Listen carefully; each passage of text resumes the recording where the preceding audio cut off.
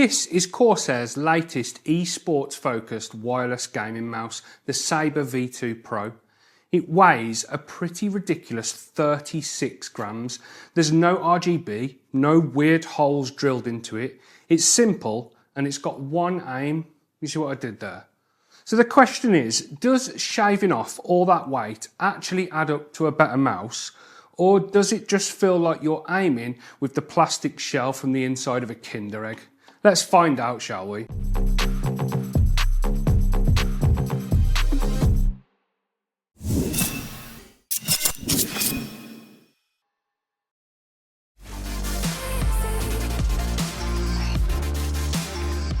Hi guys, I'm Matt and welcome to Kit Guru. So then, pricing, let's start as we always do. The Sabre V2 Pro has a recommended retail price of $89.99 here in the UK, but at the time of me filming this video, it's on sale for $74.99.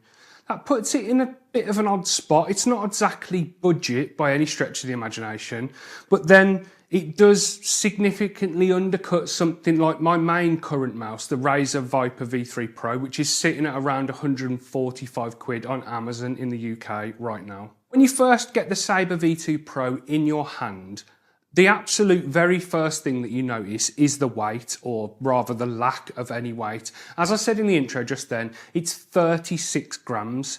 Now, hearing that and then actually holding it are two very different things. It's almost unnoticeably light. It uses a closed shell design, so anyone with trypophobia can enjoy ultralight gaming too. And that also means it's much less of a Dorito dust and gamer sweat trap compared to lightweight mice that have got perforated shells. The coating on the Sabre V2 Pro is matte and it's smooth to the touch. I've got the black model for the review, but you can pick it up in white as well. The shell itself is very thin. You can feel it flex if you squeeze the sides of the mouse, and you can literally push the top of it in if you really try. I know some of you in the comments like it when I bend keyboards, so here's me pushing the top of a mouse in just for you. I doubt that it'll break in normal use, but if I'm being honest, I wouldn't want to drop it onto a hard floor too many times. Corsair, they've clearly gone to the extremes to shave off every single gram that they could while keeping it with that closed shell design and reasonably sized. On the top, you've got the standard left and right click buttons and a textured rubber coated scroll wheel with a little bit of Corsair yellow for a bit of flair. There's no dedicated DPI cycling buttons. That's handled either through Corsair Web Hub, which we'll look at a little bit later on, or by holding the back button on the side of the mouse and then right click, and that'll let you cycle through the presets you can set up. On the left side, there are two thumb buttons positioned comfortably and sticking out just the right amount from the body. I quite like them. They're easy to hit mid-game without you altering your hand position too much. They're quite prominent when you reach for them. The Sabre V2 Pro measures roughly 119mm long, 63mm wide and 38mm tall.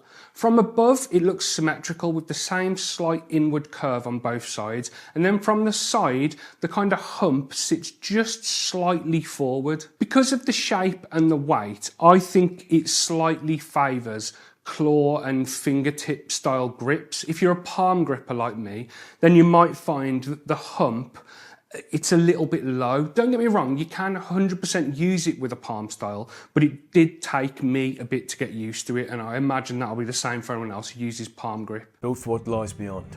Raw power, engineered for dominance. Every system pushed beyond limits. Whether you need a custom build or one ready for launch tomorrow, CyberPower PC powers your next conquest. So don't wait, conquer the cosmos. On the bottom of the mouse, you've got a toggle switch for turning it on and off. That's much better than the press to hold button that we've seen on Corsair mice in the past.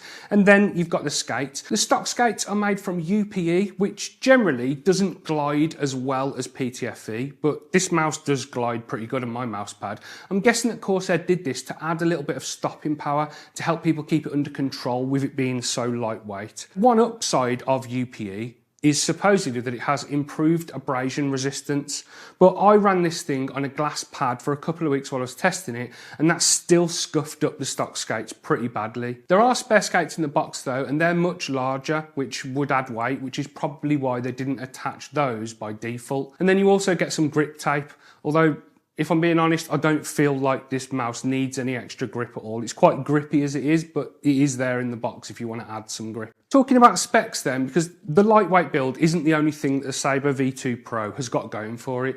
It's got the hardware specs to match the sort of level of performance that it's going for. The sensor is Corsair's own Marksman S, which can handle up to 33,000 dpi, 750 IPS of tracking speed and 50 Gs of acceleration. The switches inside the Sabre V2 Pro are custom tuned Corsair mechanicals, which are rated to last up to 100 million clicks.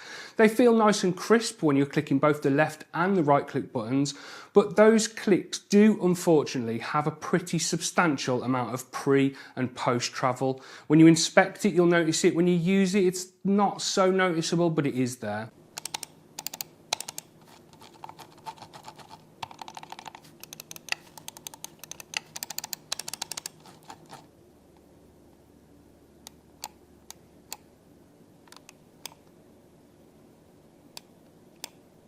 The Sabre V2 Pro supports up to 8K polling, and that's in both wired and wireless modes. That's not something we see very often, especially when you connect wirelessly. In all honesty, 8K polling is a bit of a gimmick to me. It feels no different to 2K, and it absolutely hammers the battery when you compare it to running it at something lower. Now I mentioned battery then, as the Sabre V2 Pro is of course a wireless mouse, as I've mentioned a few times. It comes with a 2.4 GHz receiver in the box, which has a pad clip on, so you can position it nice and close and help to prevent any sort of interference to get the best wireless connection that you can. And then it also comes with a braided USB cable for charging, and if you need to use it wired. There's no Bluetooth connectivity at all in this mouse. It's not a gaming feature, so I guess it just didn't make the cut. I'm not bothered by it being missed off. Corsair state that the expected battery life is up to 70 hours when you run this mouse at 1K polling, and up to 16 hours when you run it at 8K polling. And I found that 8K figure to be a bit generous. In my testing, it drained about 10% an hour when you use that 8K polling rate. Let's talk about performance then, because all the specs in the world, they don't really matter if you don't like using something. Performance-wise, I've really enjoyed using this mouse. I've been testing it mainly in Escape from Tarkov Arena and the finals, so lots of fast movement, rapid direction changes, and honestly, it goes toe-to-toe with my main mouse, the Viper V3 Pro. The added benefit here is that it's roughly 18 grams lighter, and you definitely can tell and feel that when you're gaming. Tracking feels clean and stable. I've had no weird like jitters or sensor skipping or anything like that. Flicks feel really good as well. It sweeps across the mouse pad. They kind of feel effortless. That's the best way to describe it. You move, the mouse responds, and there's no delay, no sluggishness. It feels more like raw input from my arm than anything I've used before. But there is a but. A mouse can only take you so far. Your aiming skill is still going to do most of the heavy lifting. If I'm honest, dropping down to something this light did feel a bit weird at first, because if you already have a little bit of shakiness in your arm, which I definitely do sometimes, then a mouse like this, I think it will highlight that. It's kind of like holding your hand out with nothing in it and trying to keep it perfectly still. That's tricky sometimes. Don't know whether that's just me. If you add a bit of weight into your hand, then suddenly there's a level of stability and control that wasn't there before. I think that sums up the learning curve that can come with getting an ultra lightweight mouse. With that being said, I got to grips with it fairly quickly, and once that adjustment period was over, I kind of fell in love with it.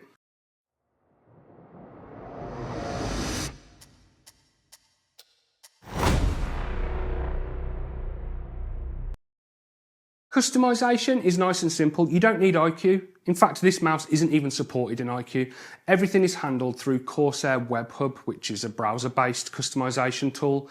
There's no downloads, no installs, nothing like that. Every brand seems to be heading down this route lately, and I think it's great to see. Inside Web Hub, the options for the Sabre V2 Pro are very simple. You can remap any button apart from the left click, set up 5 different DPI levels, create macros, and then inside the device settings menu, you can adjust the polling rate, the sleep timeout, and then update the firmware. One small annoying thing I have to mention though, if you already have iCUE installed on your PC for other Corsair stuff that you might be using, you have to close that before Web Hub will work and let you make any changes to the mouse. That's not a major issue, but it is something that I thought was worth mentioning. Summing all of that up then, although it took me a few days to begin with, I ended up really liking the Sabre V2 Pro. It's shockingly light, and then it's also got the performance to match its esportsy style build. Once you get used to the feel, it feels effortless to use, which I think is the number one thing that I look for in a gaming peripheral. It's got to be fluid, it's got to be seamless. This mouse isn't perfect though. The shelf flex is too much, and the stock skates, they wore a lot faster than I'd like. And if you run it at full 8K polling, you really can say goodbye to getting any decent amount of battery life out of it. But if you're into competitive FPS games and you want an incredibly lightweight mouse with no gimmicks, it's just no nonsense, it only does what it sets out to do, then I think this is a really strong option, especially at that £75 sale price. I honestly wasn't expecting to enjoy it as much as I have, and it's staying on my desk for now, and the Viper V3 Pro has been relegated. And that's the end of the video, guys. I hope you enjoyed it. Please leave me a like down below if you did. Don't forget to subscribe to Kit Guru to keep up with the latest PC gaming news and reviews. And if you go down below the video, you'll find links to our merch store. And then in the video's description, you'll find links to our Discord server, our Patreon page, and our website if you want to check any of that stuff out. Anyway, guys, I've been Matt. This has been the Corsair Sabre V2 Pro. I will speak to you in the next one. Look after yourselves. See you later.